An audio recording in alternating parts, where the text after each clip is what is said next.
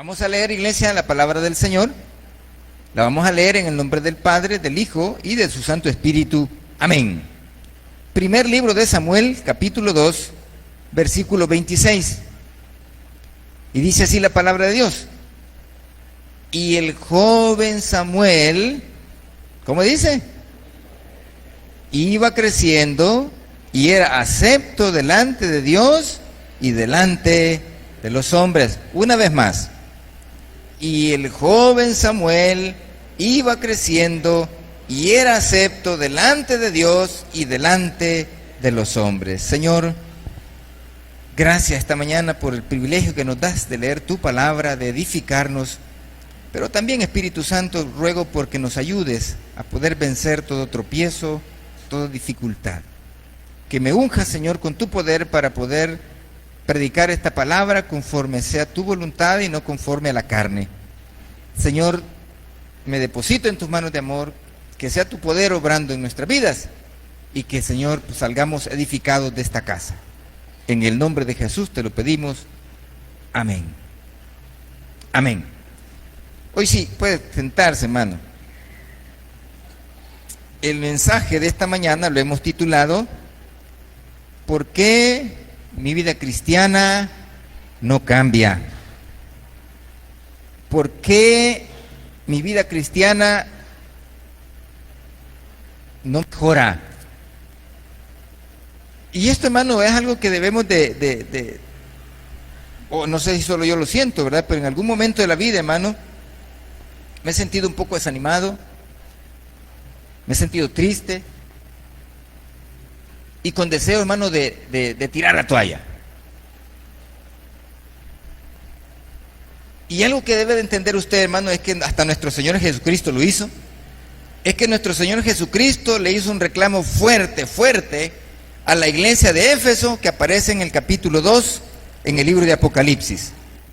Y el reclamo fuerte que le hace el Señor Jesucristo a la iglesia, hermano, en ese momento es: has dejado tu primer amor. Has dejado tu primer amor. Es un reclamo fuerte, hermano. Y uno solo lo lee y dice, pero se lo dijo a la iglesia de Éfeso. Pero, ¿no será, hermano, que en más de alguna ocasión nosotros también hemos dejado ese primer amor? Y ya tenemos varios años de estar en el Evangelio y no le sentimos el mismo sabor de antes. Muchas veces venimos a la fuerza, venimos desganados, venimos porque realmente hay que venir, porque me toca servir, porque hoy es domingo y no tengo nada que hacer y me han invitado y yo voy a ir porque ni modo, ¿verdad? Y en la tarde voy a hacer otra cosa. Y como que le hemos perdido el saborcito, hermano, y ya no es lo mismo de antes. Sentimos como algo de tristeza, algo de aburrimiento, apatía. Y ya no sentimos el mismo gozo, aunque traemos Biblia, aunque venimos al culto, aunque somos hijos de Dios, y nosotros cantamos y alabamos y oramos y hacemos muchas cosas. Pero, hay algo ahí en nuestro corazón que muchas veces ya no nos deja ser feliz como antes. Cuando usted venía, entraba por esas puertas con gozo, con una gran alegría, con una sonrisota de oreja a oreja, y de repente, hermano, por cualquiera de esas cosas de la vida, todo cambió. Ya sea por el mundo, ya sea por las ofertas de la carne, ya sea por esas cosas que pasan, por algún problema con los hermanos, que a veces, hermano, hasta el problema, hermano, es cuando la gente más le duele y más se siente desanimada y sin ganas de venir al culto. O algún miembro de la iglesia, algún líder nos ha hecho algo, hermano, y ya no somos los mismos. Hablan mal de nosotros, hablan mal de usted y le ponen defecto. Y lo más duro para una mujer es que le digan que está gorda. Eso es terrible. Ahora, en más de alguna ocasión, hermano, ¿han pensado usted dos cosas? Porque yo les he pensado. La primera es ya no venir a la iglesia, ya no voy. Y la segunda es cambiarme de iglesia, fíjese. Porque uno mira y oye, ay, esos hermanos como cantan bien gozosos. Me imagino que en esa iglesia no han de haber problemas. Y aquí en la de nosotros solo son pleitos, enemistades, chambres y un montón de tonteras. Y Y a veces dan ganas, hermano, hasta de cambiarse de iglesia. Como si esa fuera la solución. Y nosotros, hermano, nuestra vida no cambia y le echamos la culpa al pastor, le echamos la culpa a los líderes, le echamos la culpa a la iglesia, le echamos la culpa al mundo, a toda la gente. Pero no nos revisamos nosotros. Y seamos sinceros, hermano. Seamos sinceros. Parece que a veces nos sentimos como que no fuéramos hijos de Dios, ¿sí? Como si no fuéramos cristianos. ¿Por qué, pastor? Porque nuestro comportamiento deja mucho que desear. Y usted sabe el suyo. Usted sabe el suyo en su trabajo, en su casa, con su familia. Usted sabe cómo se comporta. Y a la iglesia venimos, hermano, con una pantalla, ¿verdad? No, es que el siervo del Señor, aleluya. Ahí parqueada hay una camioneta, hermano, que me la han dado para que la repare. Y la llevé a reparar, hermano, y fui a visitar a una familia. Y cuando parqué la camioneta frente a su casa, se baja, sale la dueña de la casa y se me queda viendo. Yo iba con ropa de trabajo. No me había cambiado, no iba así de bonito, no iba con ropa de trabajo. Y sale la señora de la casa y se me queda viendo y me dice, ¿y de dónde sacó ese carro usted? Y yo le quería dar una lección, ¿verdad? Y le digo, es que el siervo del Señor siempre tiene que andar en buen carro, le dije. A lo mejor se lo ha robado, me dijo. Pero, hermano, mire, usted se conoce cómo está. Pero, ¿nunca se ha preguntado por qué su vida cristiana no cambia? Y podemos enumerar, hermano, que porque yo veo mucha película. Mire, le aseguro que muchos de ustedes, muchos de nosotros, al nomás nos levantamos, lo primero que hacemos es ver el teléfono celular. Pero lo que menos hacemos es platicar con Dios al abrir los ojos. Señor, gracias por la vida. Amén, hermano. ¿O solo el pastor es el único que hace esto? ¿Verdad? Qué barbaridad. Ahora bien, ¿cuál es la razón por la que sentimos que no avanzamos? Pecados. Puede ser pecados. Y no estoy hablando de maldad enorme. No, pecados chiquitos. Pecaditos. Aquellas cositas que hacemos en secreto. Aquellas cositas, mi amado hermano, mi amada hermana, que solo usted conoce y que yo conozco. Y esto, hermano, no nos deja, hermano, avanzar en nuestra vida cristiana. Y esto, hermano, no nos deja, hermano, que crezcamos en el Evangelio. Y yo le soy sincero, hermano, a veces cuando encuentro otros pastores de otras iglesias, hermano, y los saludo y lo veo, yo quisiera ser como este pastor, que es un hombre tranquilo, un hombre, hermano, mire que solo cosas bonitas dice. Y a veces, hermano, yo solo tonteras se me ocurren. Y digo, porque yo así como este pastor, bien sano, pero yo no sé cómo es él, ¿me entiendes? Ahora, este pasaje que acabamos de ver, hermano, vamos a ver, hermano, algunas de las razones por las cuales mi vida cristiana no cambia.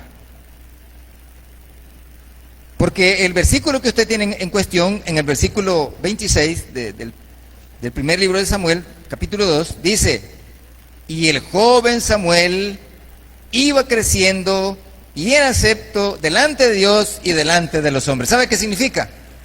Samuel, su vida cristiana iba para arriba. Y muchos de nosotros, después de 15 años de estar en el Evangelio, o más o menos, como que entramos en crisis, se nos trabó el carro y ya no avanzamos. Y en vez de caminar para adelante, salimos para atrás. Y los que antes ya no decíamos malas palabras, ahora hasta se nos salen. Y muchos de nosotros, me imagino, hermano, andamos desempolvando las cosas viejas que el Señor nos sacó de nuestra vida y las andamos buscando para volverlas a practicar. Y por eso nuestra vida no avanza, y por eso nuestra vida no llega al nivel, no que Dios quiere, sino que usted y yo deberíamos de tener. ¿Y qué vamos a hacer, pastor? Veamos primero algunas de las causas por las cuales nuestra vida cristiana no avanza. Primero, Dios se apartó de nosotros. Así.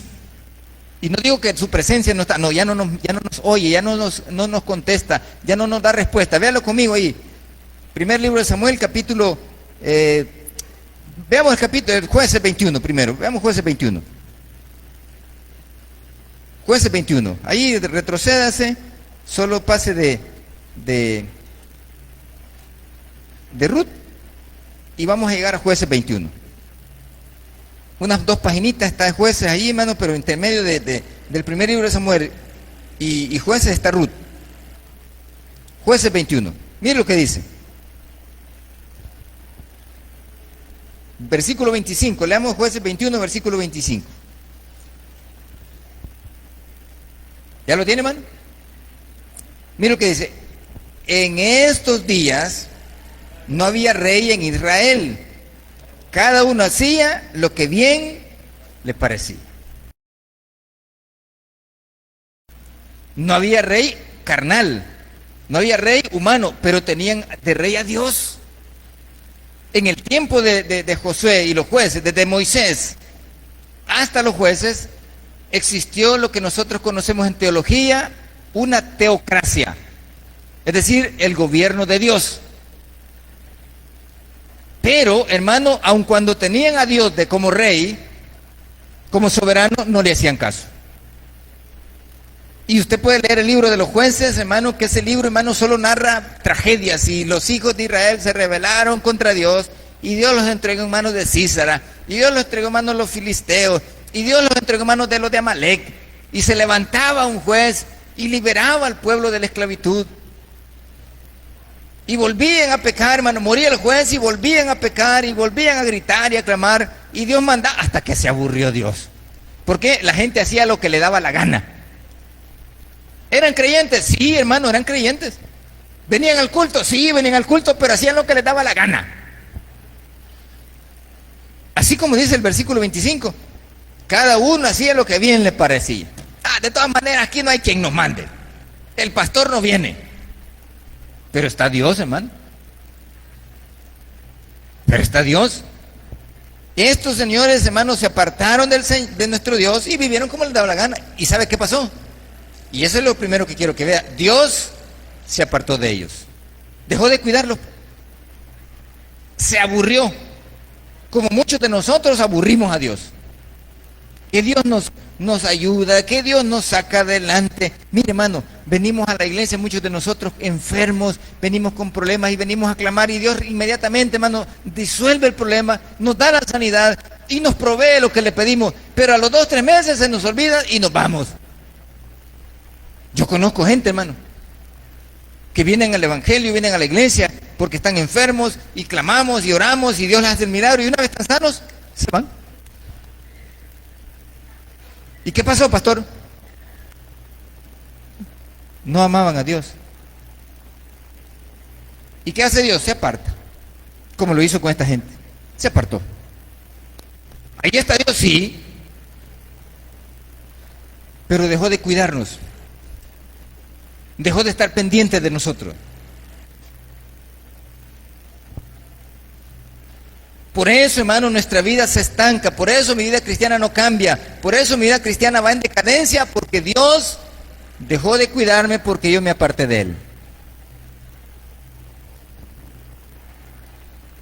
Y nos llamamos hijos de Dios. Sí, hermano, si usted es un cristiano, si usted es un creyente, usted va para el cielo, pero no adora a Dios.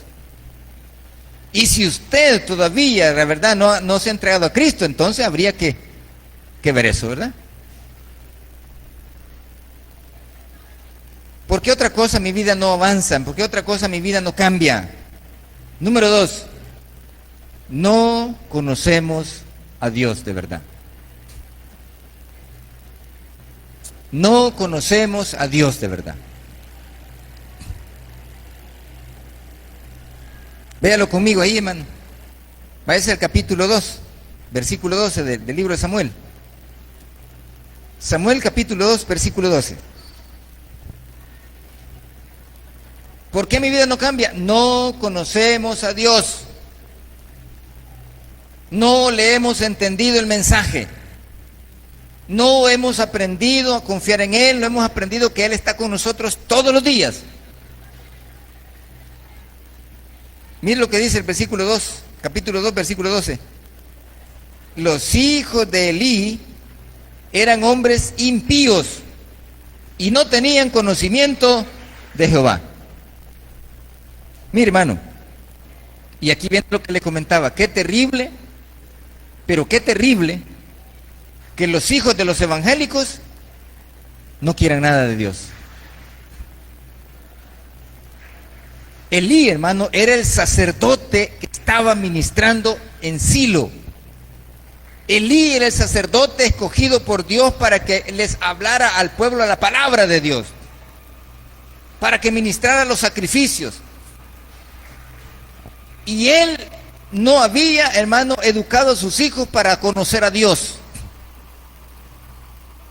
Impíos, hijos de evangélicos que no quieren nada con el evangelio. Los papás están en el culto, las mamás están en el culto y los bichos babosos dando guerra en la calle. Y creemos, hermano, que porque yo soy cristiano, mire, aquí está José.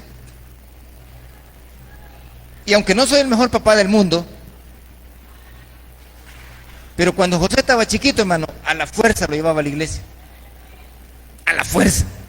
Y ahí lo iba jalando, hermano, y mire, iba destrompando los zapatos, iba tirando patadas y murmurando, pero no lo dejaba.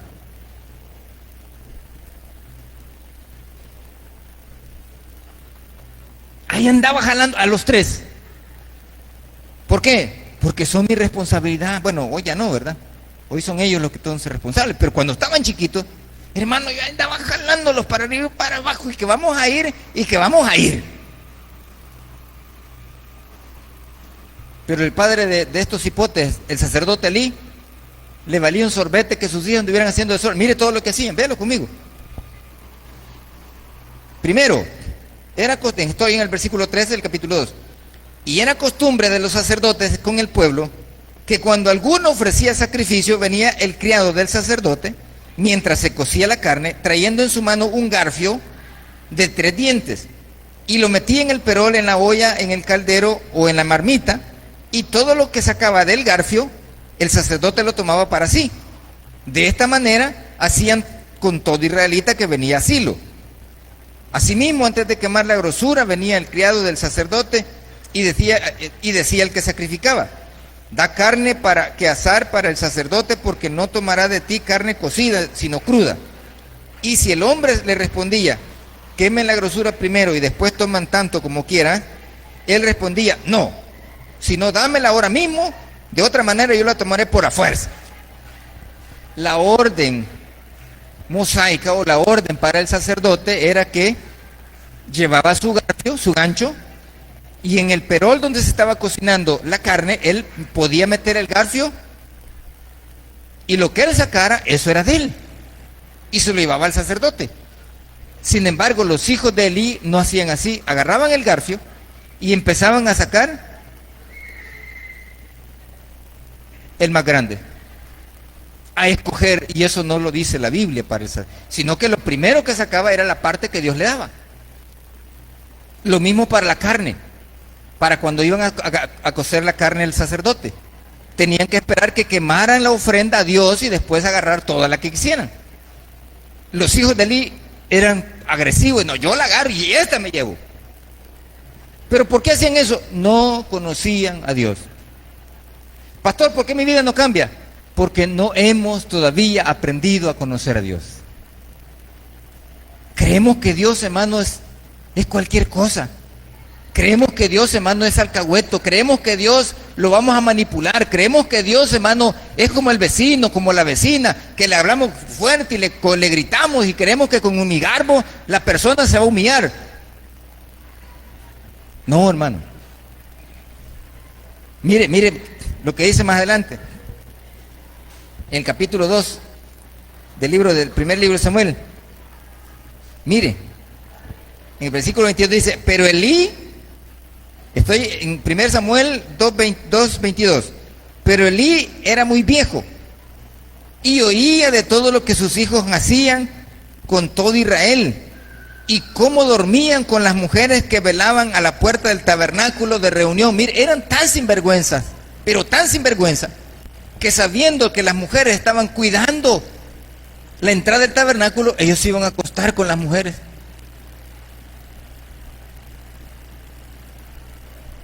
Y eso es terrible. Mire, hermano, no conocer a Dios, hermano. Aun cuando ustedes, estos hombres nacieron en el Evangelio, nacieron en la vida judía. Nacieron bajo el régimen de Elí. Nacieron con el conocimiento, hermano, de que tenían que aprender a servirle a Dios. Pero no lo hacían. ¿Por qué? No habían conocido, les valía. Ay, si mi mamá va al culto, ¿yo para qué voy a ir? Tráigalo, tráigala. Ay, es que la niña no quiere venir a la iglesia, pastor. Le va a salir con una suburrada. Le va a salir con su domingo 7 si usted la anda dejando en su casa sola o lo anda dejando solo. Es que el niño no quiere, tráigalo. Ellos no mandan. Quien manda somos los padres, y mientras los hijos estén bajo el dominio de su papá y su mamá, manda papá y manda mamá. Y se va a hacer lo que su mamá y su papá digan, mi hermano. Y si usted es creyente y no los trae a la iglesia, le va a pasar los de los hijos de Elí. Por alcahueto. ¿Se los achicharró Dios? Se los achicharró Dios. Más adelante no vamos a ver eso, pero por dos razones, hermano, Dios se aburrió de los hijos de Elí y se aburrió de Elí. No solo de los hijos, de Elí también. ¿Por qué? No conocían a Dios. Hermano, si Dios es santo, hermano, ¿por qué no le da un aplauso al Señor? Está entre nosotros, iglesia. Es nuestro Rey, es nuestro Dios. Un día me regañó un pastor a mí, fíjate. Vio un programa que sale en el Facebook, que los jóvenes de la iglesia, que mi hermano Israel nos ayuda a transmitir a través del YouTube y Facebook Live, ¿verdad? Y me dice, mira, me dijo, fíjate que estaba viendo allá en tu iglesia que estabas predicándome. Mira, me dijo, ¿y por qué te bajaste del altar? Me dijo. Y dejaste solo, porque a veces yo me bajo y me paro ahí enfrente de ustedes. ¿Y por qué te bajaste del altar? Me dijo, y dejaste el altar solo. No, es que les quería explicar algo. No, no hagas eso, me dijo. Que no sabes que la presencia de Dios está en el altar cuando vos estás predicando, me dijo. Y que no sos vos el que está hablando, sino que el Espíritu de Dios es el que está ministrando a tu pueblo, me dijo.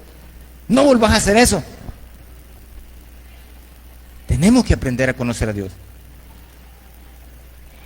Y no solamente el pastor José Roberto, el pastor Simeón cuando se para acá, es la presencia de Dios la que desciende y le ministra su corazón y toca donde a usted le duele y le señala el error que está cometiendo y le da las herramientas para salir de eso.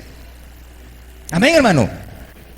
Pero debemos de conocer a Dios. Él no lo conocía, ni tampoco le enseñó a sus hijos a conocer a Dios.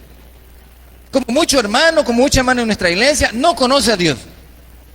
Es creyente, sí. Viene al culto, sí. Trae Biblia, sí. Pero todavía no ha conocido a Dios.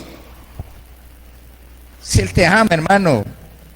Si Él te ama, hermana, está contigo en cada momento, está en tus momentos difíciles, cuando estás enfermo, cuando estás atribulado, cuando estás necesitado. Él te ama y está contigo siempre.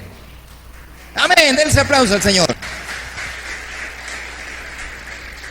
Pero aprendámoslo a conocer, iglesia. Él está tan cerca como una oración suya.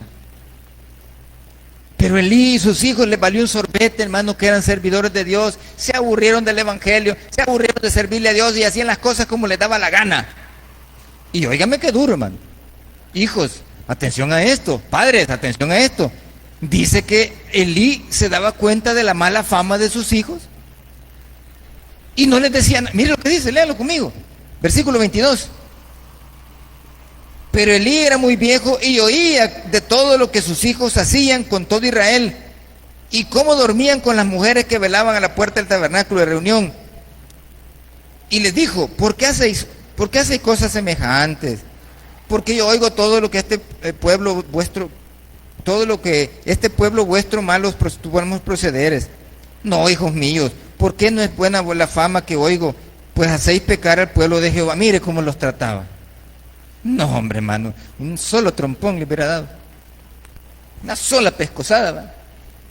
Y o te sometes o te somato. Pero hijos míos, ¿y qué les pasa, hijos chulos? Y miren lo que lo que anda hablando de ustedes, que no les da pena. Desgraciados sinvergüenza, no les da pena. ¿Por qué mi vida no cambia? No hemos aprendido a conocer a Dios. ¿Por qué otra cosa, hermano? Padre, atención a lo que le acabo de decir, cuide a sus hijos, enséñeles quién es Dios, enséñeles, porque más adelante, no lo vamos a ver, pero más adelante se los acaba Dios. ¿Por qué otra cosita, mis amados hermanos? Es que no crece nuestra vida cristiana, o no cambia, porque nos acomodamos. Oye bien, hermano, nos acomodamos, ya caímos en la rutina. En mi trabajo, hermano, a mí me encanta mi trabajo. Me encanta lo que hago. Aun cuando muchas veces los jefes son terribles, pero a mí me encanta lo que hago. Y gano mucho menos que los que no hacen nada. Pero lo que le quiero decir es que muchos de mis compañeros llegan el día lunes así, mire. El día lunes. ¿Y qué tal? Aquí otra vez, al mismo lugar. Es que, puchica, es que esta gente no nos puede dar más vacación. Qué terrible, man. Y gente que gana, hermano, $800 mensuales. Gente que gana $1,000 mensuales. Y llegan, hermano, con una actitud deplorable, decadente. Qué terrible, hermano. Y cuando yo llego al trabajo, mire, yo llego temprano para empezar. Y cuando llego, yo llego chispito, hermano, a ver, a comer primero y ¿qué vamos a hacer? ¿Por qué? Porque me encanta mi trabajo. ¿Por qué no me he acomodado aquí, hermano? Porque a mí me encanta servirle a Dios. Aquí tenemos al pastor Simeón. Y a mí nada me cuesta decir, pastor Simeón, usted va a predicar un mes y me va a descansar un mes yo. No me cuesta. Pero, ¿para quién es la bendición? ¿Para él o para mí?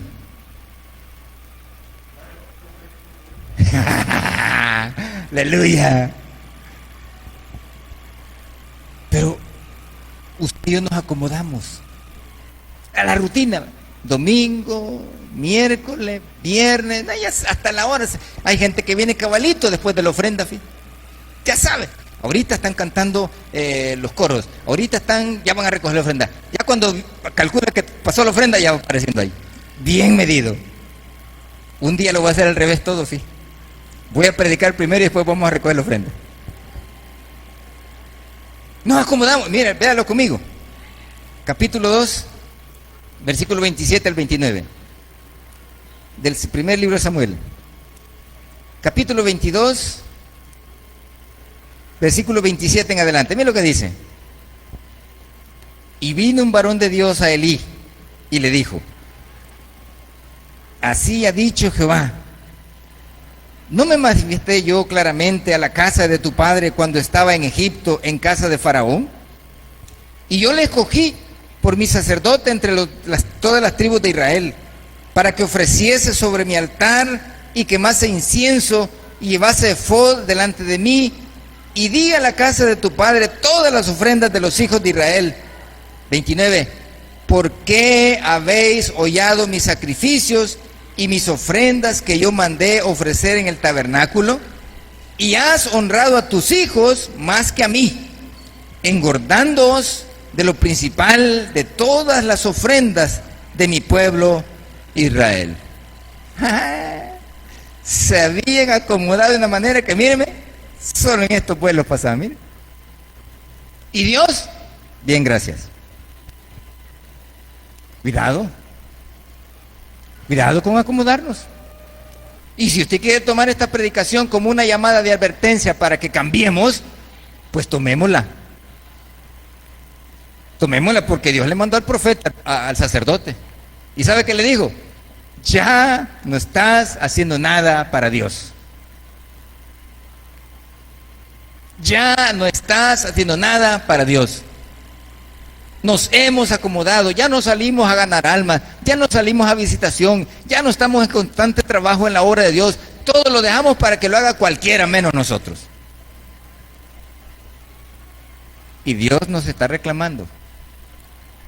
Y Dios nos está reclamando, como le dijo a la iglesia de Apocalipsis: te has dejado tu primer amor.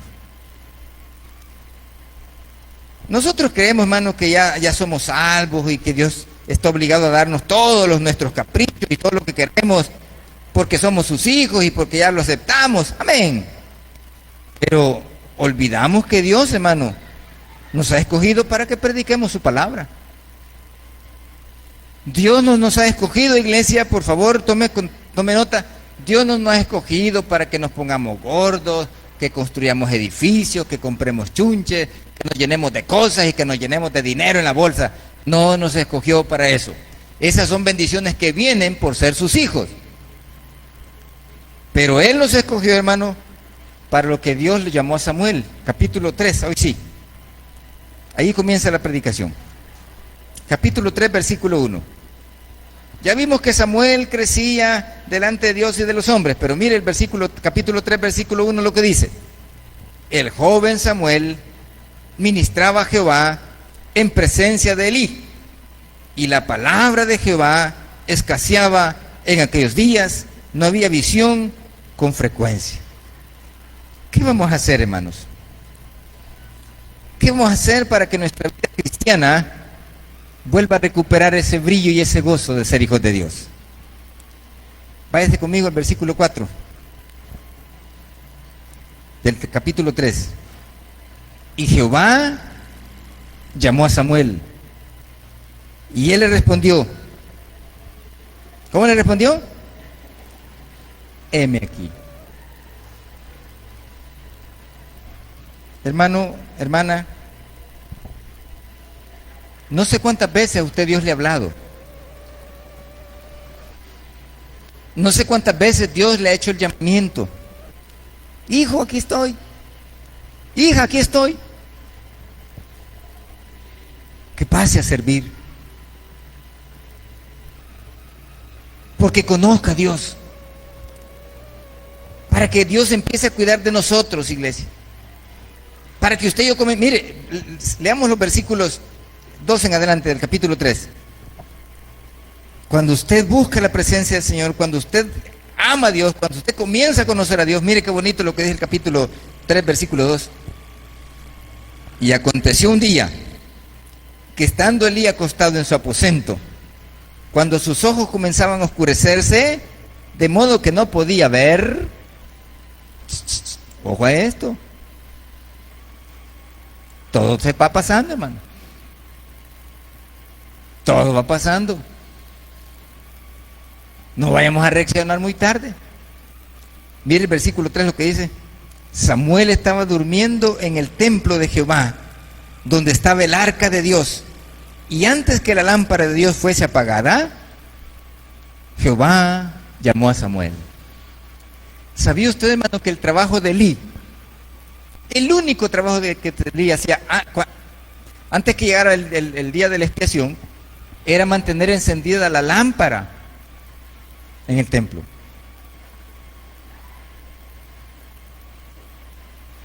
Y Samuel y Elí se dormía porque ya no podía más.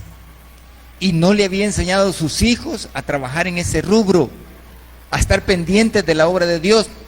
No le había enseñado. Pero Samuel, hermano, sí aprendió a hacer eso.